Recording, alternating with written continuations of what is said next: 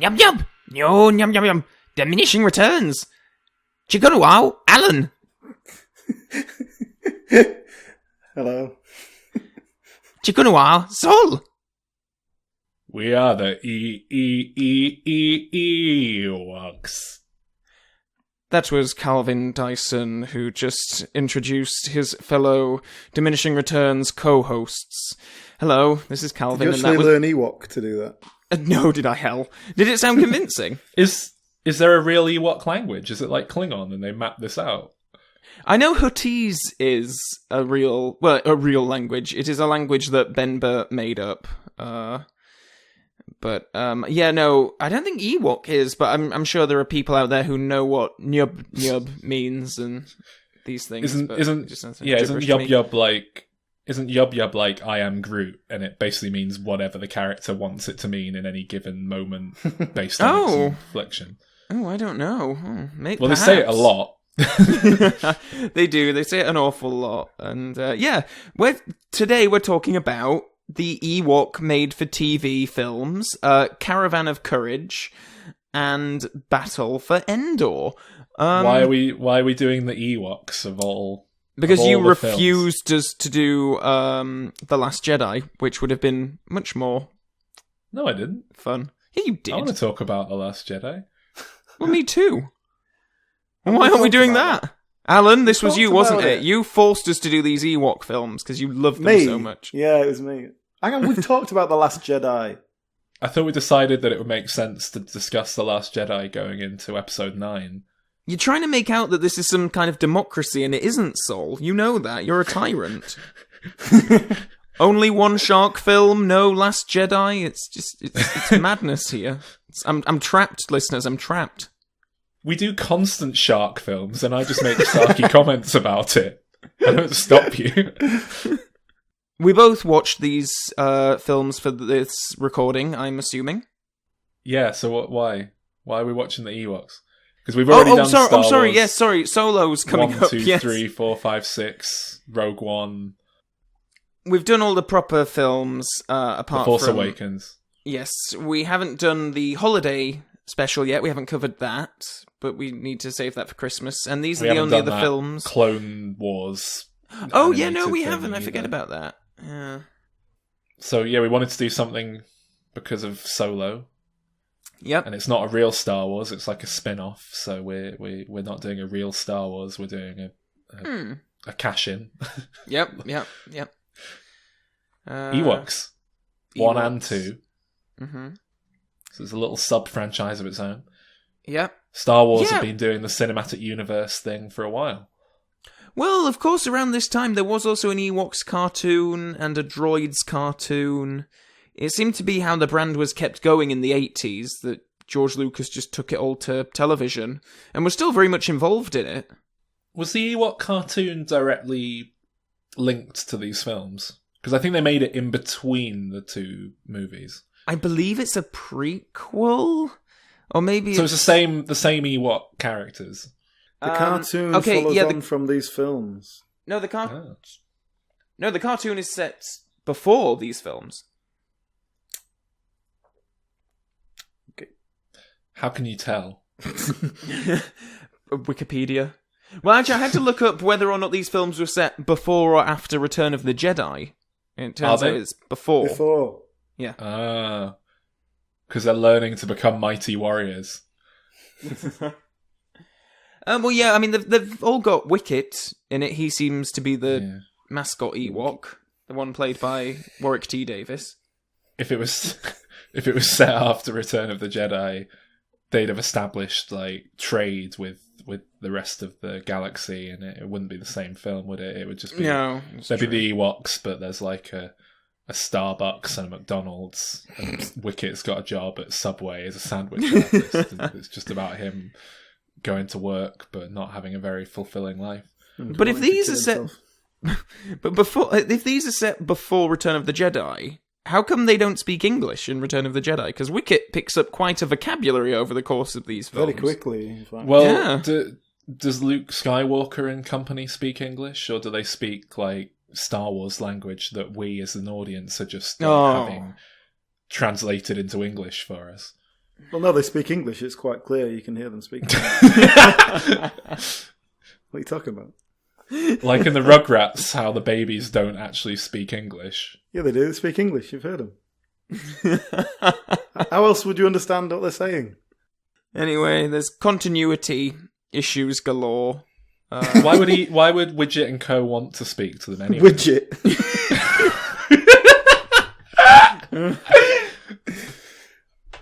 Sticky Wicket.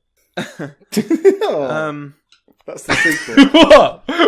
What? What's a Sticky Wicket? Is that? Well, that's the adult version. It's something to do with cricket, isn't it? Well, yeah, but that's not the euphemism I was drawing. Ah. What were you thinking of? Just Wicket covered in like bukkake? Is that what you're getting I am at, now, Alan? yeah. Right. So, Caravan. So do the Ewoks have penises? They must do, right? They're somewhere mammalian. all that fur. I don't know how they reproduce. I mean, they're from a different planet. I'm sure they're not connected to life on our planet in any way. They speak English. I reckon they've got cocks and they have sex like bears on Earth, or maybe like humans. Because I reckon they do missionary, but also doggy style, depending on the mood. So I reckon they're like humans. They're like bonobos. They're like some of the only animals that do both. Well, perhaps they are related to Earth bears. I mean, after we see ducks and horses and chickens and other sorts of real-world animals in these films. There's some, ferret. You know, Whippet's eyes are like really bloodshot and fucked up throughout the films. They're just like two really plastic creepy beads. Do you think he's caught something from all the sex? Is that a sexual thing? It's just like he's got some kind of. He's always dancing around smoking on peace pipe, isn't he, in Return of the Jedi? Did they do that? Should we cover the plot a bit of these films? Because I don't think that many people have actually. I think we basically have, haven't we? Just this.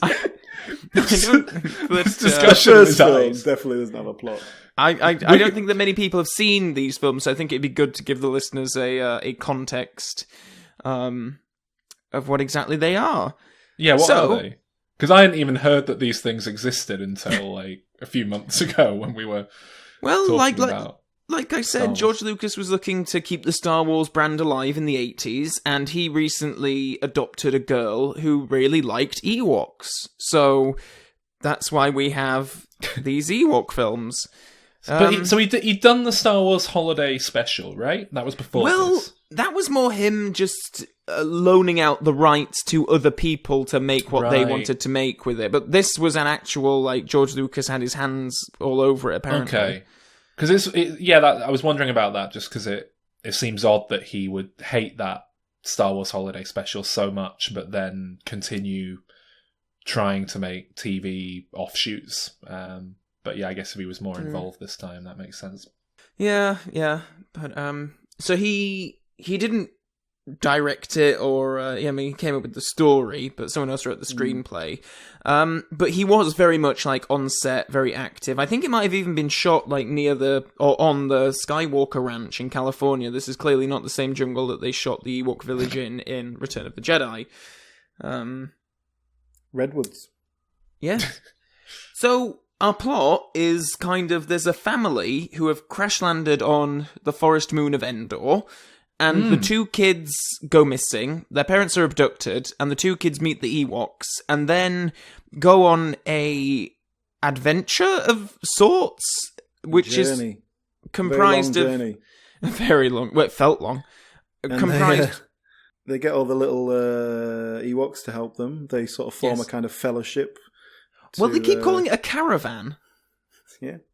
What is a caravan to you two? Because a caravan to me is something that you like load up on the back of a car. I mean, I don't, because I would never stay in a caravan. But it's something that you attach to a car and go to the seaside for a night. It's like a group of travellers, isn't it? Yeah, basically, yeah. Like I think, I don't know where it originates, but like, yeah, if you're traveling like through the desert on a load of camels, that would be a caravan. You know, the whole group of people would be a caravan. And I think the caravan you're referring to takes its name from that. Oh, because interesting. they have a little wagon or whatever. You thought it came from car and van, and a kind of. So halfway between the two, really, isn't it? I mean, presumably van comes from caravan, right? Presumably, yeah. Does car come from caravan? Maybe. All words come from caravan. So the kids go on a bit of an adventure and they pick up some Ewok friends along the way and eventually rescue their parents from this giant monster. Rush to the end, why don't you? That's the opening scene. Oh no, it's not. The giant monster is. The opening scene is the parents being like, "Child, ah!" And then this like huge giant Ewok just like slams a club like towards them, and then it cuts away. This was originally written as like a half-hour thing. And then when they took it to the TV station, they said, oh, well, we want to do it as a TV movie to fit a 2-hour slot with adverts. So you need to make it an hour and a half. So rather than write something more, they just said, yeah, no problem. We'll just, and then never thought about what they do to fill the extra hour. And so they basically just filmed a load of dwarves in bear costumes and shoved it in. It has to be said, like, this is one of the most meandering and inconsequential film narratives I think I've ever come across. It's like hardly anything Lord really of Rings, matters, isn't it? It's just astonishing, really, like how much of it is just them roaming around this planet, and it's just, there's not even like, I don't think there are any character arcs, or anything like that in there, but whole sequences are just comprised of, oh, the little girl's got a cough. Oh, there's a plant which we can go and get. Okay, great. Oh, there's a monster. Oh, got rid of that. Got the plant. Right, let's head back. And that's it, really. I think the closest thing to an arc is perhaps the Widget. No, it's Wicket. It's Wicket. No, it's Wicket. It's Warwick. Right. Warwick. I think the closest thing to an arc is that Warwick and the kids like manage to sort of properly bond and communicate by the end of it. He's just speaking English. I think that's their attempt at an arc. It's not really, but I think our main character is the main boy, whose name is Mace, and he has a sister, Sindel. So was he named for the great Windu? Well, who knows? Who knows? No, this is before that. No, it's after in chronology. This is after that chronology. Yeah. So that'd be like naming your kid Adolf, wouldn't it? Yeah, he probably got. Yeah, they made that name very popular because he was a hero of the whatever. Now anyway, this kid is played. The two kids. No, let me speak. The two kids that are on this journey. There's the boy who's like 14 or something like that, and then this girl who's about 8. And so she's very much the one that he's kind of having to look after and all that. So it's his story. Like, he's supposed to be the young plucky hero, and so in theory, it's his story we should be following. Although obviously there's problems with that. Yeah, I'll say. And number one problem, Saul, I know you often talk about how in the adaptation of The Shining for the TV series, they cast a boy in that you find distractingly ugly to the extent that you don't enjoy the final product. And I never quite understood what that meant until I saw this. And this kid I forgot about that kid. Yeah, he's really fucking weird looking. He's got... Oh god, I'm gonna have to Google him now. I forgot what he looks like. And I finally understand what you mean now, because this guy is just so distractingly unattractive, and just there's something just about the whole, I don't know, there's just something, he's not like conventionally ugly, but there's just something about him that's just really off-putting. And I know you often said the similar thing about the kid from The Shining. The kid who was in The Shining, he's got like really pronounced teeth. I think he voiced Gus on Recess. Ah, he did. Yes. Yeah, and if you picture Gus from Recess, what the voice actor probably looked like, that's that kid with his big buck teeth. Yeah, he's distractingly Well, wild to look at.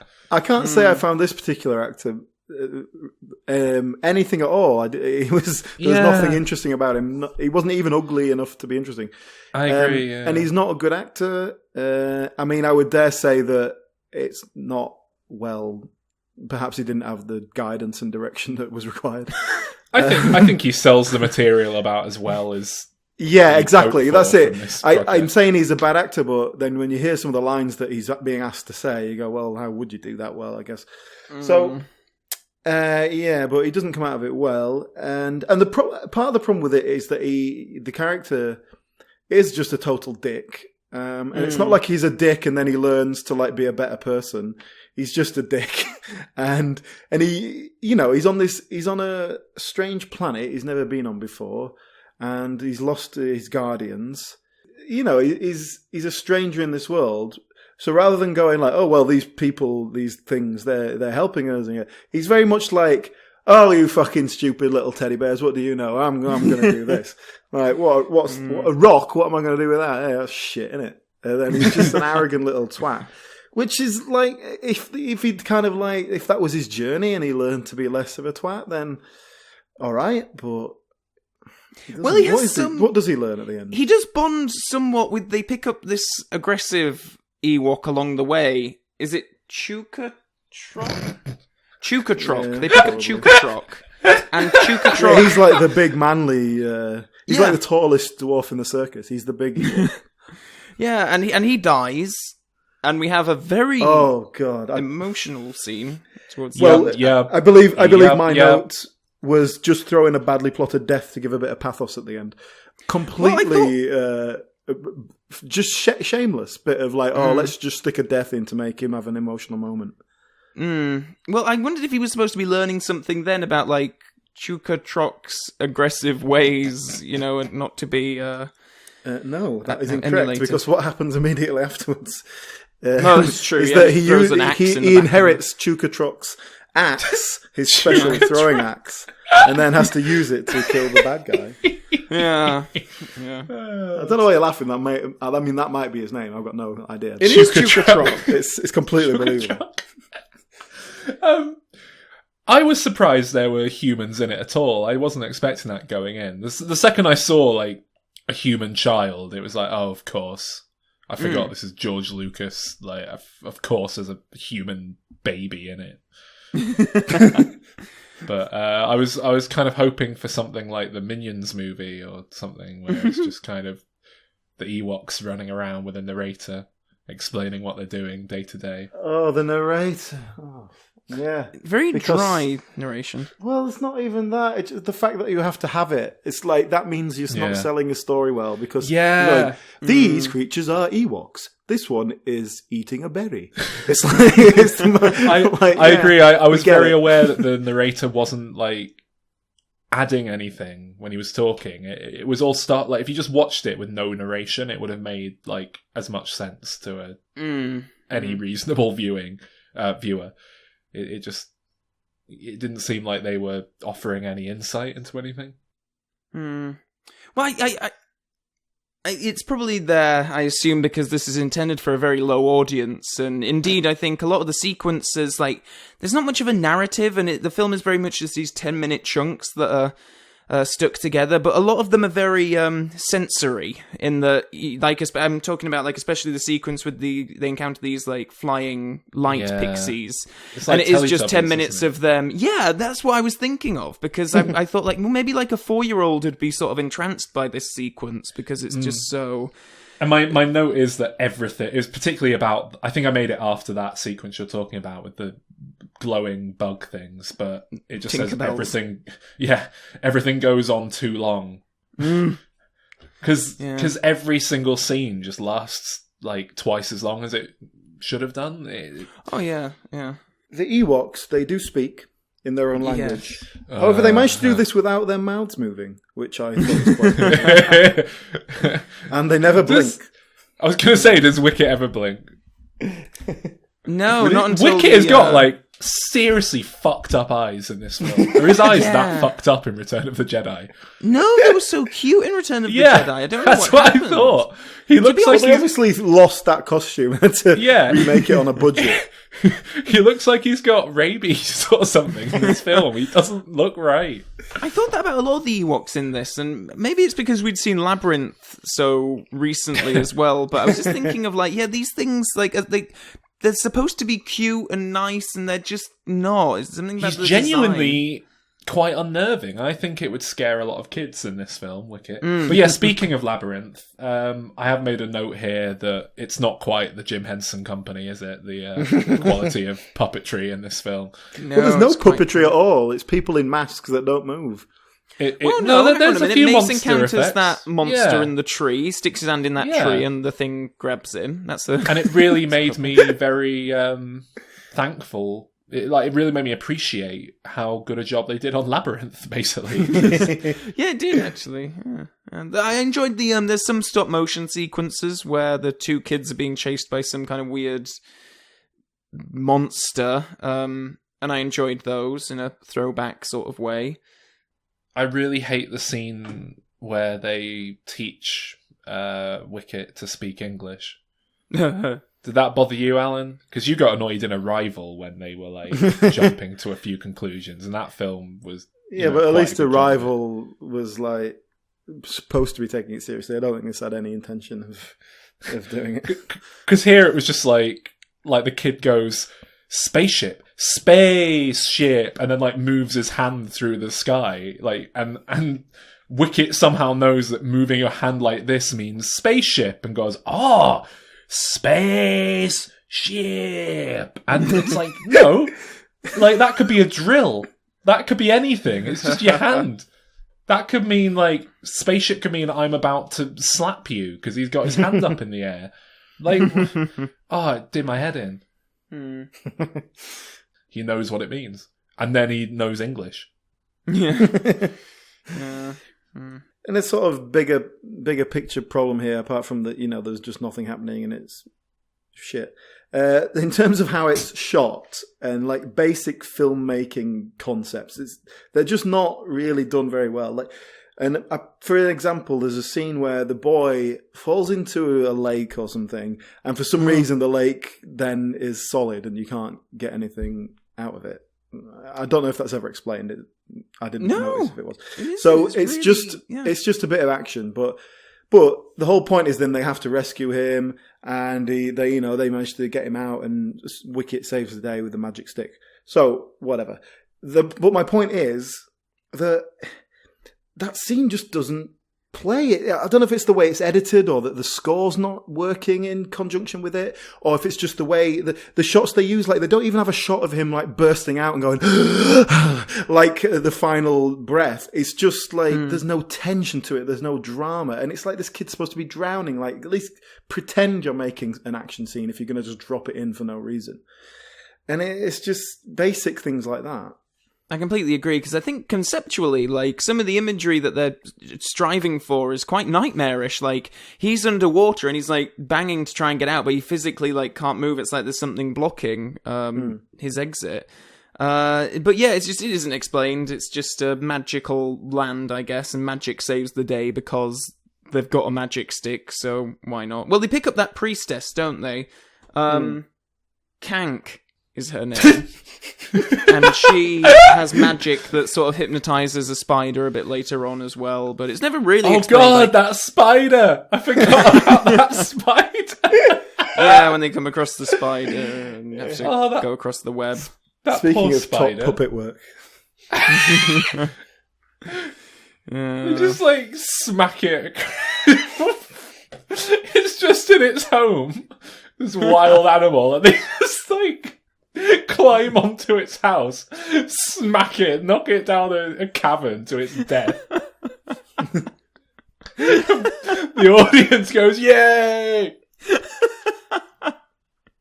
Yeah, it's a horrible spider. I'd kill him.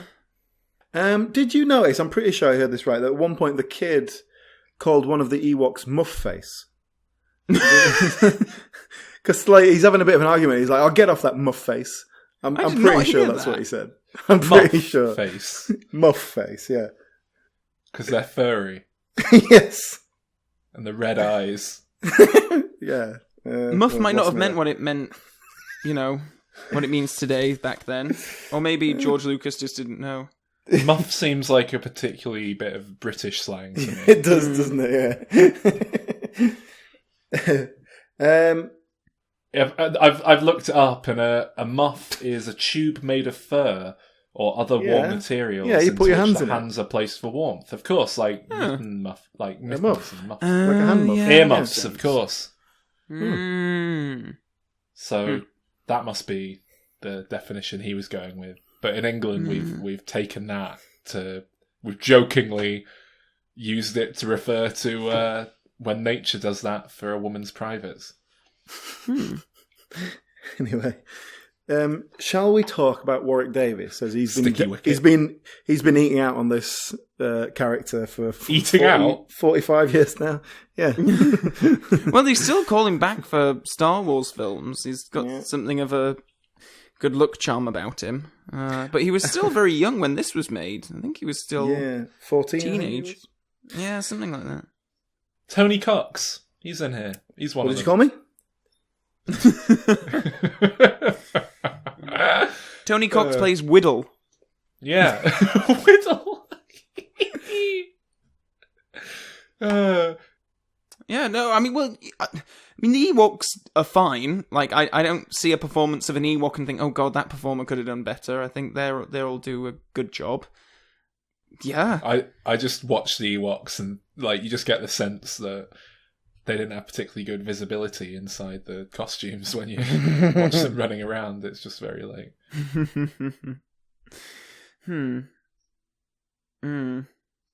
Just to make another point about how bad this film is, sort of the story and everything. When they make the fellowship of the Ewoks and they're going to go on this very long journey to save the parents, the shaman Ewok gives them these like magic totems, like little like a magic walking stick, and a candle that never goes out, that's never used for anything. Anyway, it catches those Tinkerbell fairies, doesn't it? Well, exactly. That's what I mean. It never does anything useful. So, good point. And the boy, who's our sort of arrogant, twattish lead, he gets given this just a plain old dumb rock, and he's like, "Oh, this is shit, just a stupid rock." Like, and he's really disappointed. And like, obviously, like, the whole point of this is going to be, well, sometimes things can look very plain and simple, but they're actually extremely useful. And so I thought, right, the rock's going to come into play later, and that kind of does happen. But he doesn't learn from that. There's not a learning experience there where he has to go, oh wow, I've carried this around all the time, and now it's finally come to useful because I can smash a spider in the face with it. He throws it away because it's just a stupid rock. So then when it is needed, it's Wicket who saves the day again, who he went and picked it up. And then it's not useful because it's a rock and it just so happens that this particular situation needs a rock. It's because it's got a magic thing inside it and he has to smash it open.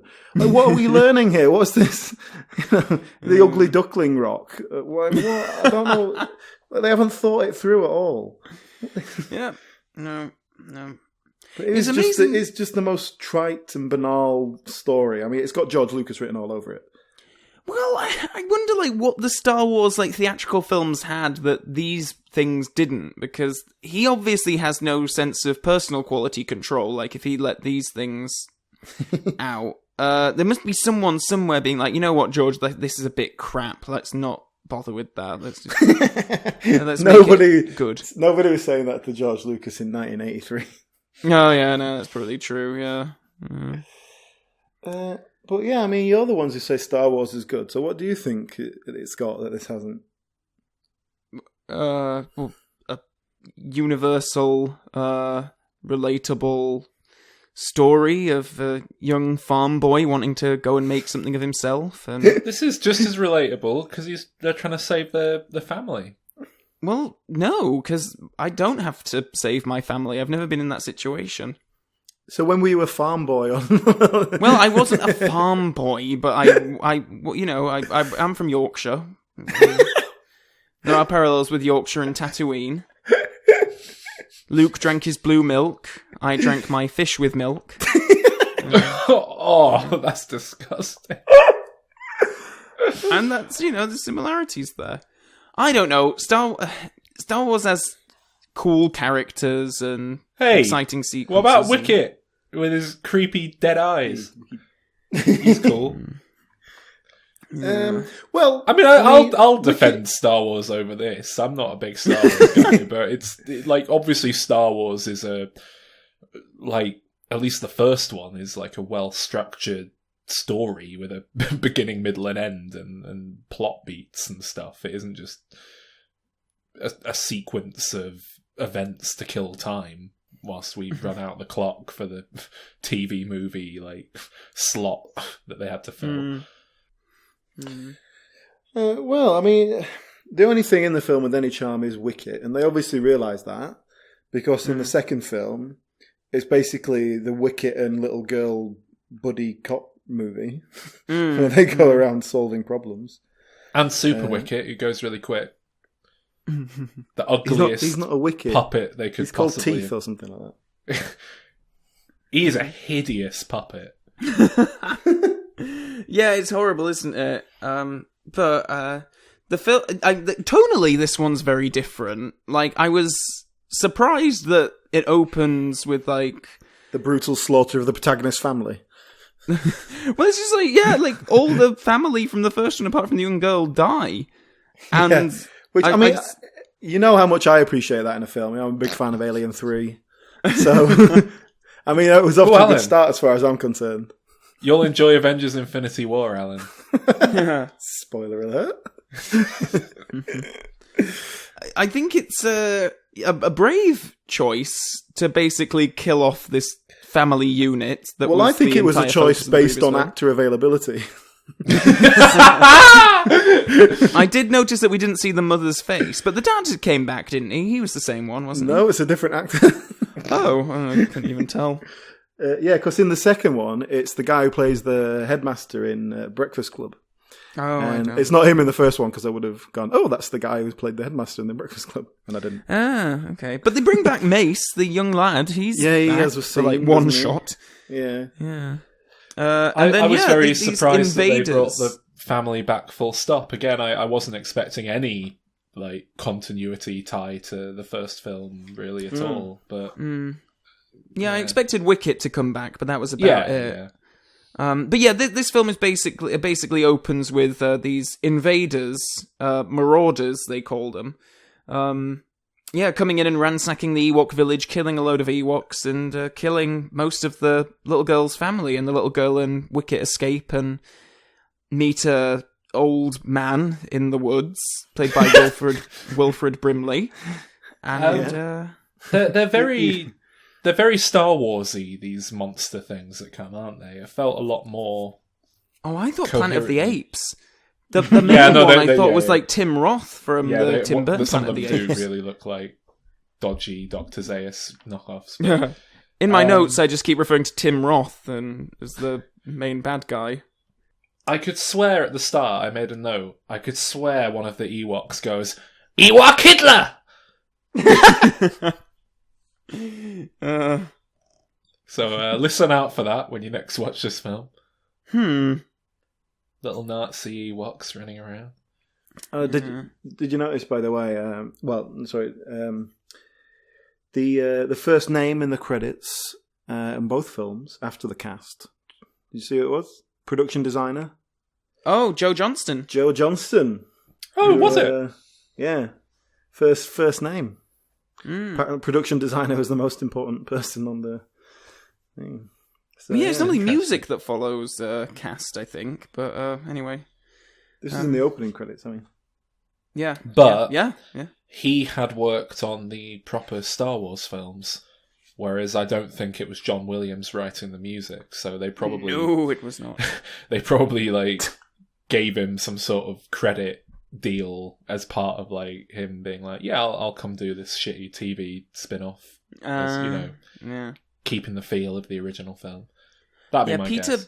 Peter Bernstein did the music, and it just sounds like Ooh. stock music from the 1930s is what I wrote down. It sounds like the Star Trek theme tune. I've just remembered. It kept. Oh God, what was it? It kept going. It's like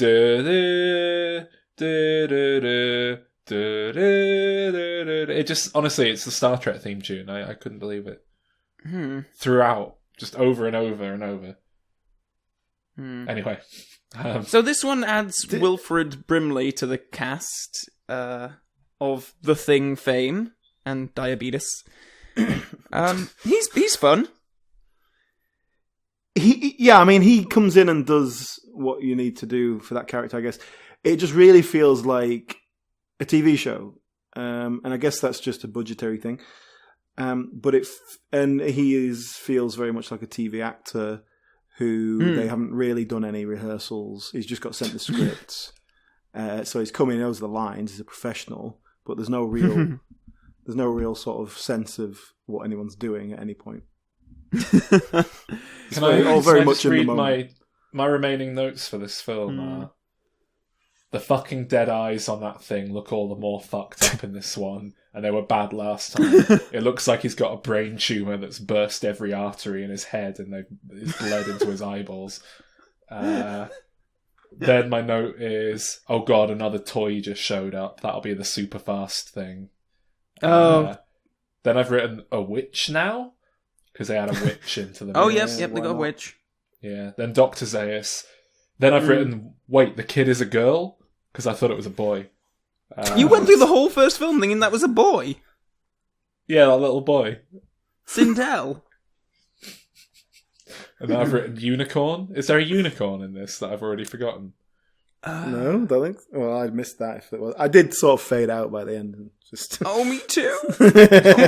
No one's going to be able to answer my question about the ending then. Oh, Well, okay. I've got one more note, which is all I want is the power of man's red flower, and I think that's because the Dr. Zaius chimp-looking bad guy at the end keeps going on about how he wants give me the power, and I just kept thinking about King Louis, not the royal baby, hey.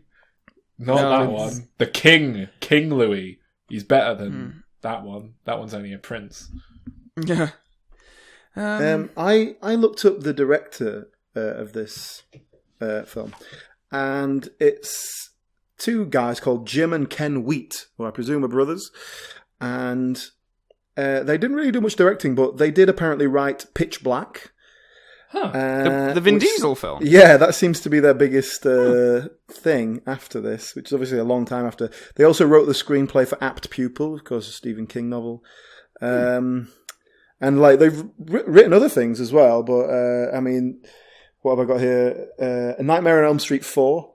And The Fly 2. Oh, so that's my favourite one, The Nightmare on Elm Street 4.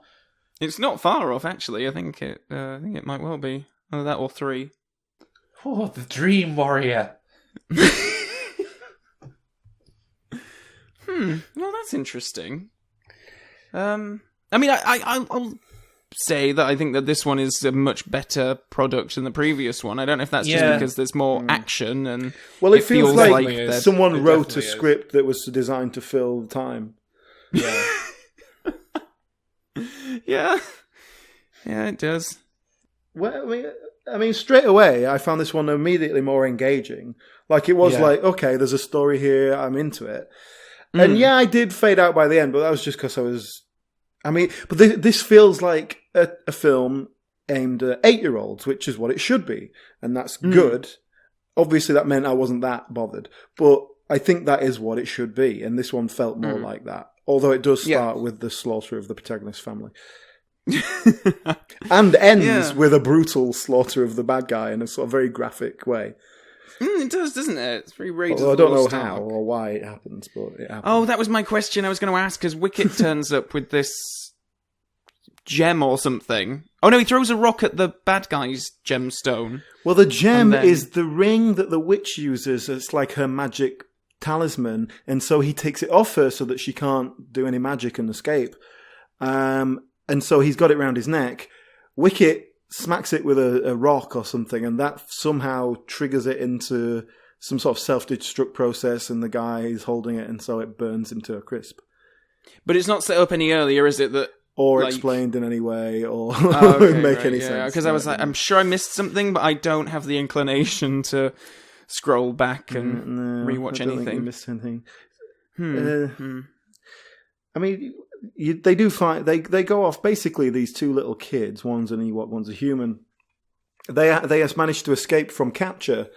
They run off into the woods. They meet Wilford Brimley, but before that, they find this cottage, and like we don't know this yet, but Wilford Brimley lives there. And but they go in and look. Oh, look, it's a shithole. This, isn't it? I bet nobody lives there. Maybe we can live here then if we just tidy it up a bit. And like, so they're squatters, basically. But I did want to ask, like, Calvin, how do you feel about squatters? In general, or yeah. Oh, I don't know if I want to answer this. You're going to make me out to be some kind of heartless character, which I'm not. You just hate the poor and think that if you can't pay for shelter and food, then like maybe it's time to be put out of your misery. Just kind of quietly snuff them out, That's how you feel, isn't it, Calvin? No, God, no. So convincing. But I do think if a property isn't yours and it's owned by someone else and you're living in it without their permission, then you should be dragged out into the street, really, shouldn't you? I think I'm joking. I think there's some grey area. I don't know, actually, am I? With living in an abandoned, disused property, but I think the second someone comes along and says, "Right, we need the property back, get out," then like, yeah, fuck off. I mean, that's good etiquette, isn't it? Just to get out. Yeah, I agree. Yeah. Yeah, and I mean, if they're going to be Calvin, respectful of it as well, because so often you see all these horror stories where people go in and trash the place, but that's not all of them. Some squatters, just like Alan, basically, isn't he? That's what he does. I mean, I'm like a middle class squatter. Yeah, Alan pays like a couple of $100 to squat in an old school or something. Like, it's basically the same. That's it. They put people like me in to stop squatters. Because then it's an occupied building. You see, you can't get squatters. Very good. Although there does seem to be people sleeping in the hallways and stuff. Oh. Just homeless people, Do you have to move them along? I don't get involved now. But sometimes I'll come up through the corridor to my flat, and there's just a couple of people there, like dealing drugs or something. Like, just they come up to the quiet spaces where no one's around. It's like, well, the local children play ball games outside. Even though there's a sign that says no ball games, and they bounce the ball off the sign. They're taking the piss. There is. They do. Very annoying.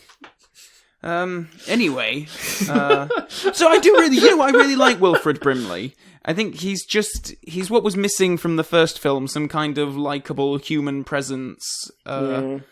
And I kind of like what they tried to, because obviously Sindel's lost her family, and she has this sort of makeshift unit going with him and Wicket. And Wilford Brimley has nice delivery. And the setup is that he's like this grumpy old man, and so when he finds these kids, he's like, "Get out of here, you kids!" And then actually he's like, "Oh, I wonder if they're all right." But he can't bring himself to say that, so he has to pretend like he's a gruff old man. And then they sort of melt his heart as they go along. But it's a nice bit of business, and for a film of this level, it's fine. It's a nice. It's a nice. Not that right. Okay, but it is done very clunkily, and it's not smooth, and that's just down to kind of not particularly great writing, not particularly great direction. And it's just sort of not. It's just not great. It's not very good. But like the ingredients are there, but yeah. I'll tell you what is great: Wilford Brimley having his Rambo moment and having to fasten up his jacket. And they do all the close-ups of him, like, getting ready to go out with his stick to go and fight the main bad guy. That's pretty great. They get him to put a hat on so that when they have to bring the stunt double in, they don't have to shave the top of his head. Yeah. So there is one completely intolerable scene in the entire film, and it's I say one completely intolerable, and it's the bit when Sindel sings her song. Like that is Jesus just. Christ. Was there any point to that? I can't remember. There's a scene where they make they're all making music, and she's dancing around, and Wilford Brimley's like playing a flute or something. You got you've got the toothy thing just holding some panpipes kind of near its mouth, and then Wicket is just like randomly hitting things. But then, whenever it goes off him and he's not on screen, it's like there's a nice bit of percussion beat. That when it goes onto him and it has to match up with what he's actually doing, it suddenly goes out of rhythm and there's no sense to it at all. But yeah, Ben he Burt gets protege. I'm sure the luxury of mixing that. But yeah, she sings this song that her mum used to sing to her, and I thought it was going to like be relevant at some point, but. It wasn't, was it? Yeah, well, I think it's an important scene because they actually deal with how it feels to lose parents, or they touch upon it anyway. Like, earlier on in the film, I don't really know what the whole Star Wars mythology attitude is towards death, because Yoda's like that in Revenge of the Sith, if you remember, where I think, who's he saying, mourn them not, miss them not, about, I think Anakin, when he's upset about his mum being dead. Basically, the Jedi attitude is to, just get on with it, it's fine. And Wicket has that mentality earlier on in this film where he's trying to comfort Sindel and he's basically saying, oh, well, it's alright that they're gone, you've got us! We're your family now. Well, it's not very comforting, thank you. Yeah, but they have irrefutable kind of proof of an afterlife in the Star Wars universe with all the Jedi ghosts. I don't know. Around, yeah, but the Jedis have this proof, but I think we discussed this before. The Jedi is sort of a cult religion that everyone thinks are wackos, aren't they? Well, that's why Yoda doesn't care, isn't it? Mm. Well, no. I mean, Qui-Gon Jinn was the first Jedi to learn how to create, a Force ghost of himself. So there's actually very few of them. Yeah. It's in some of the deleted material for Revenge of the Sith. What? Why? No. Anyway, how does that come up in that? Oh, I don't even know. No, because he goes, ooh, Anakin, I'm here to help you. Ooh. By the way, I'm the first to do this. Pretty good, isn't it? Yeah. Shall we rate these films? Yeah. Yes. I would give the first one a 2, Ooh. and the second one 4. Ooh. Well, I mean, I went 3-5, so I guess we're on the same sort of trajectory there. Yeah. I've gone 3-4. I'm surprised. I'm surprised you're the most critical of the lot, Calvin. I thought you'd be sort of more forgiving of these, but it's nearly unwatchable. Is this finally? Have we found a sequel that's better than the original? Because Aliens isn't, Godfather Part 2 isn't. They're the classics that are always put up. No, it's not. It is way better than the first one. No, it's not. Godfather 3 is. Yeah, Godfather 3. They just get better as they go on, the Godfather. James Bond, well, they don't really count, I guess. That's more of a series than a sequel. What are you on about?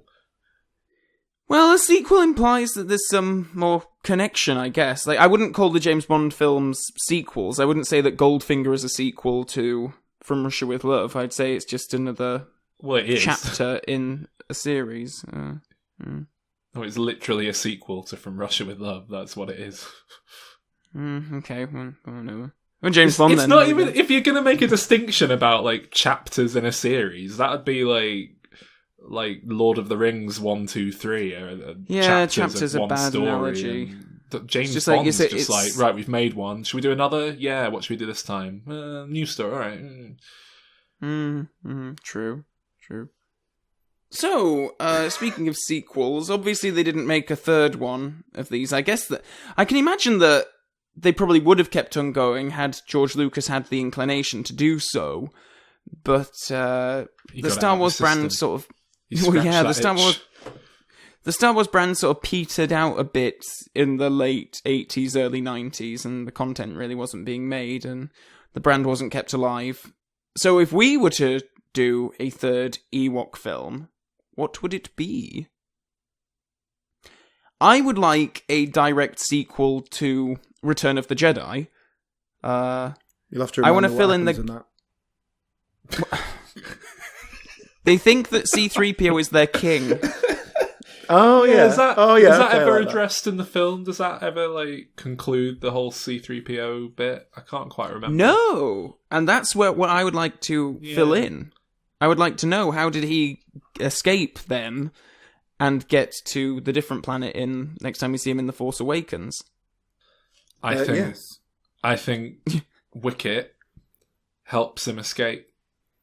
I think they make him into a prisoner, but Wicket's the good one, and he helps him. So you end up with a buddy cop kind of, not buddy cop, but like a buddy movie of C-3PO. Wicket has to be the hero, doesn't he? Yeah.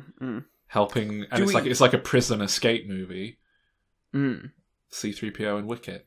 And Do you think? I think we should write out Luke, Leia, Han, because we can't afford any of them. We're still doing a TV budget here, I think. Oh, no, yeah. This is a Star Wars. This is Wicket, a Star Wars story.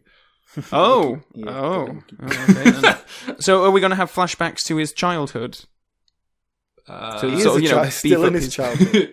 Yeah, this is his childhood before he becomes, down the line, he can become like seasoned like war vet General Wicket, who the Ewoks look to for guidance. But Oh, okay then. Right. So we're going all out with the budget. We can definitely afford Anthony Daniels to come back as C-3PO then. That's good. Mm-hmm. We'll have a cameo from R2-D2. Yeah. Mm-hmm. But then the others, it starts with all the other guys leaving on a ship, and they go, "All right, C-3PO, you have to stay here because they think you're a god. But thanks, cause a quick distraction while we get away." But we just see like them at a distance in the back of like Harrison Ford's head, because it's not really Harrison Ford. And then R2-D2, because we can have him. It's not Kenny Baker, but it's just a bin, and they put some beeping noise over it, so they can afford that. And then he goes, "Oh, okay, R2, I'll keep these little furry chaps occupied while you go and you will send help, won't you?" And then that's the starting point. Brilliant. So they all go away, and C-3PO's left with the Ewoks. He's going to have to be exposed at some point, because they think he's a god because Luke makes him fly on his chair in Return of the Jedi, so they think he can levitate and has these powers. So they have to expose him at some point as not actually having these supernatural powers. One of the big monsters from these films comes and attacks the little Ewok village, and he has to like be the new sheriff who he stands up to, but he's yellow.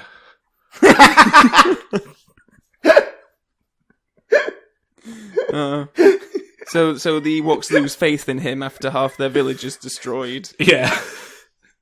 And the monster's gonna come back and finish the job. So they put him in Ewok jail. But it's too small for him. And his head's sticking out the top. No, they put his bottom half in one cell and then his top half in the other. He should go on a journey to like retrieve some MacGuffin that will allow him to actually save the town and save the Ewoks and actually be a hero. Yeah. Maybe he has to go and find Kank, the Ewok priestess, because she's got magic. Maybe she's a Jedi. Oh yeah, so right. So they at first is just trying to escape, and then he accidentally falls into like having to help them.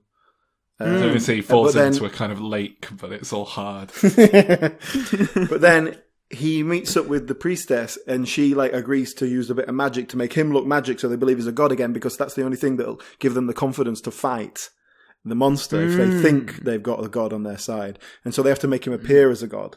She gives him this bottle of like potion, but then at the end of the film, one of the Ewoks drinks it and goes, "What? It's just water. The power was inside you all along." Exactly. I mean, we've already got more plot than that first film did, so I think we're all right. I think we should have a narrator again.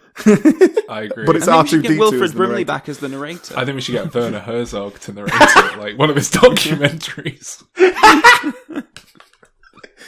Oh, let's just do Grizzly Man. But it's C-3PO, and he's going, oh, he's a big Ewok. Look at him. He's rubber. C-3PO's life would have been so different had he gotten the role of Woody on Cheers.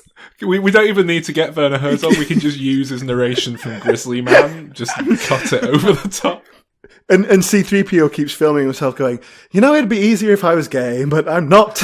And women just don't like me. Oh, that's brilliant.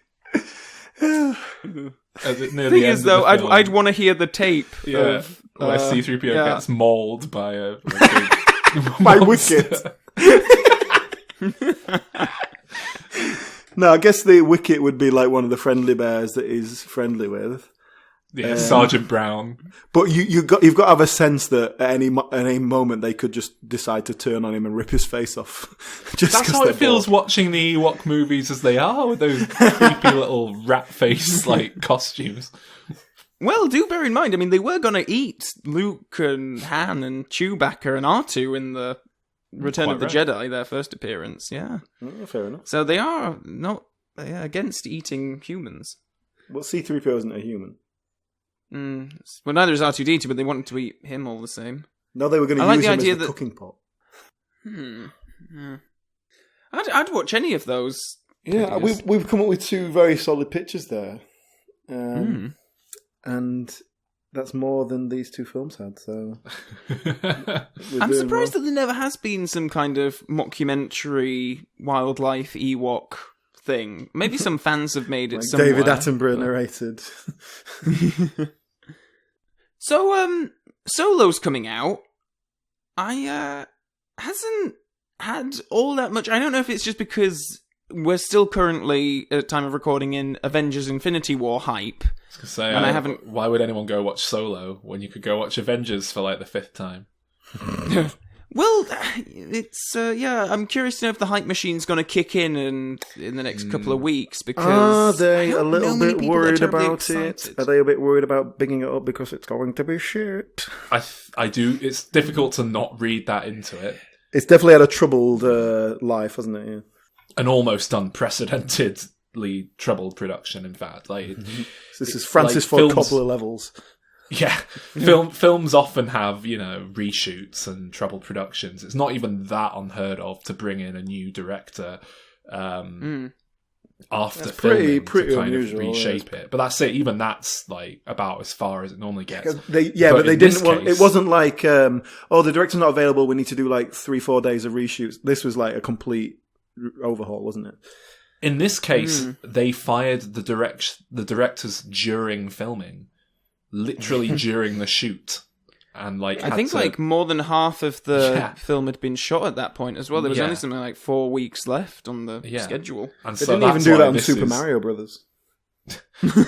That's why this is like just unheard of. It just doesn't happen. But yeah, they fired Phil Lord and Chris Miller, who are comedy directors. Really, I found it baffling that they ever got behind the director's chair in the first place. Unless they had like such a clear vision and such faith in them as directors, like they pitched something and said, "Look, we're such big fans. This is exactly how we're going to do it." And they thought, "Wow, amazing." From the sounds of it, they just went in and said, "Hey, we're Phil Lord and Chris Miller. We're going to do what we do on everything and prat about." And then they were doing that on set, and Kathleen Kennedy was like, "Whoa, what are you doing?" And they were like, "We're doing the film that you hired us to make." And she was like, "Oh, no, I don't know about that." And it's just baffling. I don't know how it happened. I don't know how it got to the point that it got to before they turned around and sacked them. And because apparently they were getting very improv heavy with their direction, which is how you'd approach a comedy. You do like loads of takes and say, "All right, Will Ferrell, give us 20 versions of that scene." Of essentially the same joke, but with different words. But then the other thing is I I can't imagine this film was ever going to be a full-on comedy either. It's Star Wars. They're not... It took Marvel about 15 films to feel comfortable basically getting to that point themselves, and they've always been a lot more comedic than Star Wars was to begin with. It is curious that they would hire someone like Lawrence Kasdan, who, co-wrote Empire Strikes Back and The Force Awakens, and get him to do a script, hire Chris Miller and Tim Lord, and then, as you say, get annoyed with them for doing what you would expect them to do, and kind of, go off on tangents from the script and improv a bit. I hear that was where a lot of the tension came from, because Lawrence Kasdan, they shipped him over to Pinewood, apparently, to supervise the filming, and they felt like he was being sort of like a director above them, and he was reporting back to Kathleen Kennedy, and there's all this, it's all rumours and stuff. I don't know if we'll ever hear more, the truth, if there's ever like a warts and all DVD documentary. But apparently, what's his name? This is exactly the sort of thing that a Kickstarter fan documentary will be made in 10 years' time. But apparently Alden Ehrenreich, I don't know how you pronounce his name. Sorry, Alden. Is that but the guy that got new Han? Yeah, but apparently he got, acting lessons. They were basically sending him to acting school, during filming. And that's not a great idea. What has he done before? Has he done anything? He's done stuff. I've seen him in stuff, but I can't remember exactly what. I think he has a bit of a thankless task, because no matter how good an actor he is... I don't think Harrison Ford is actually that great an actor. He's not. But he just has this natural charm and charisma that comes across. Him as Han Solo, he doesn't really act. He's just sort of doing his usual shtick. Yeah. And to emulate that, which is such a natural built-in and I think this guy, impossible. Based on the trailer, I think this guy does come across quite Han Solo-y. I think that the lead actor, to me, seems to be one of the least of its worries, really. He seems like a certainly Star Trek reboot level take on Han Solo. I don't know. I just can't wrap my head around what they thought this film was going to be. And then, of course, they brought in Ron Howard to do cleanup duty.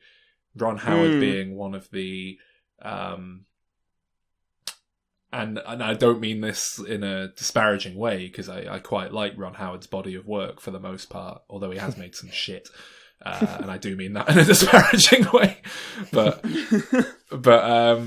he's a very generic safe pair of hands. He's a hired gun. They've brought him in as a hired gun. He's never struck me as a real, visionary director. So I think... And we've talked about this with Spielberg. I'm not putting him on Spielberg's level, but he plays by the rules. He'll deliver a mainstream film, but he does bring it a notch above. He does do something better than a hack standard director. Oh, yeah, he's not a hack at all. He's a very good, pair of hands, I think. He's just a very vanilla in terms of... He's not... that the flavour of this film is going to be Star Wars through and through. It just seems like they hired the safest guy they could, rather than to fix things and bring it in and make it make sense, instead of going, we're going to hire this up and coming guy from some little. Well, if you're going to bring Wright someone in to sort things out, you need someone with experience, don't you? Yeah. But even then, it's not like they went for Martin Scorsese or Tarantino. They've not gone for an auteur. That's kind of what I'm getting at. They've gone for they've gone for someone who's gonna make the film more generic and make it less of its own personality. I think consciously. I think that's kind of what they're trying to neuter what was being made, basically. And of course, Ron Howard made Cocoon, starring Wilford Brimley. So do you think they might bring him in? Little cameo. Look, it's the old man from Endor. Ron Howard's also an excellent narrator. If we need some narration to make everything make sense. Well, you know what Ron Howard always brings to a film? Clint Howard. He's in Solo. He's done it. Yeah.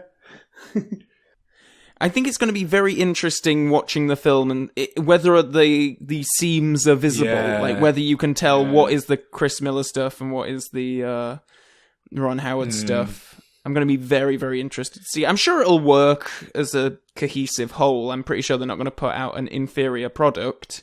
Well, I think at worst it'll be below average. Yeah, I think at worst it'll just be a very generic, forgettable film.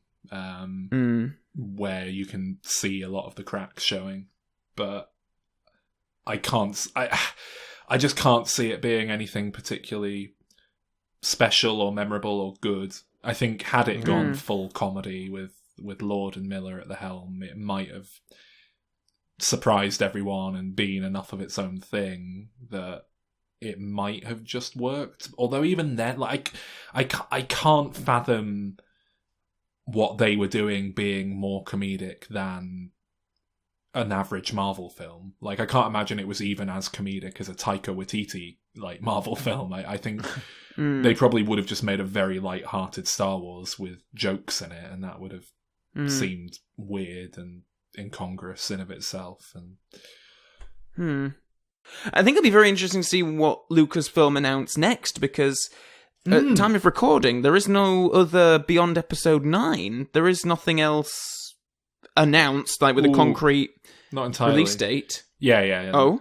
Well, they've announced Rian Johnson's trilogy of spin-off Star Wars films that haven't got anything to do with the Skywalker saga. They're like officially... Yeah, they've also announced the Game of Thrones guys trilogy of films that are going to be separate, and they've announced quite a few of these. Oh, we're bringing that person to write a new saga. Because so much of what they've been doing now has been focused on the original trilogy characters, and I think they're feeling like they need to break away. Which I think's quite right, to be honest. Like, if they want this to have legs beyond the next 5 years, they can't, because all these spin-off films so far are just kind of cannibalizing the Skywalker saga, and if they want Star Wars to be a fully fledged cinematic universe, which I guess it does have the potential for, it needs to have separate stories that aren't part of that. And but that depends on what Star Wars is to you. Like, Star Wars to me is the Skywalker saga. Yeah. That's all I've ever been given, really, apart from these Ewok films. But I largely agree, and I'm not convinced audiences are going to take to this as well as they might. I'm not convinced it's going to work, but I think from a business point of view... What about the other one? Rogue One? Yeah, but Rogue One's an offshoot of the Skywalker story, isn't it? I think the idea is that these... Well, this is Han Solo. He's in the Skywalker story. Yeah, exactly. Yeah. Exactly. The idea is they're going to make films that aren't, I think. Like I say, I'm not convinced I'm going to be into it. I'm not convinced it's going to be that popular a move with general audiences even, but I'm sure it will make money, and it makes sense from a business point of view. If they make the films well enough and make good films, it'll work. That's all Marvel have done, really, is they've made predominantly very good films within their universe and branding, and that's why it's done so well for them, because they've, like Pixar, they've built up a kind of seal of quality around their brands. And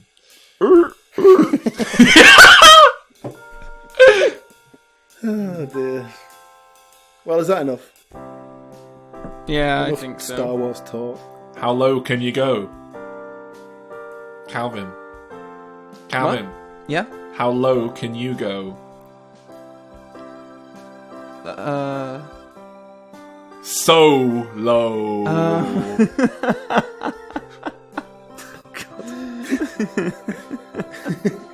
I like that.